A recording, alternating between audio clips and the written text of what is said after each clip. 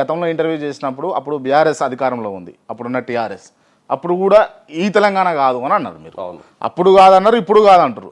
మరి అసలైన తెలంగాణ అంటే ఏంటిది? సరైన తెలంగాణ అంటే ఏంటిది? సుఖశాంతులతో ఉండాలి తెలంగాణ. ఇక్కడ ఉద్యోగాలు ఇక్కడ రావాలి, ఇక్కడ మొత్తం ఉచిత విద్య రావాలి కంప్లీట్ తెలంగాణలో. ఇది చదువుకోవాలనుకుంటానికి ప్రతి ఒక్కరికి చదువుకునే అవకాశం రావాలి. తెలంగాణలో ఆకలి సావులు ఉండొద్దు. తెలంగాణలో రైతుల ఆత్మహత్యలు ఉంటలేరా అంటే నిమ్మలంగా ఉంటలేరు అంటారా? తెలంగాణ ఏడ ఉన్నాయబ్బా, వేల కొద్ది బడులు బంద్ అవుతున్నప్పుడు తెలంగాణలో 50% బడులలో ఇద్దరు టీచర్ అంటే సింగిల్ టీచర్ స్కూల్స్ 19% తెలంగాణలో సింగిల్ టీచర్ స్కూల్స్ ఉన్నాయి. గవర్నమెంట్ రిపోర్ట్స్ చెప్తున్నాను నేను. ఇది విద్యా చట్టం కింద వ్యతిరేకం. జైళ్ళలో వడాలి ఒక్కొక్కరిని, మంత్రులను ఎమ్మెల్యేలను కొడుకులను జైళ్ళలో వడాలి ఈ అంశంలతోటి. 30% బడులలో ఇద్దరు టీచర్లు ఉంటారు.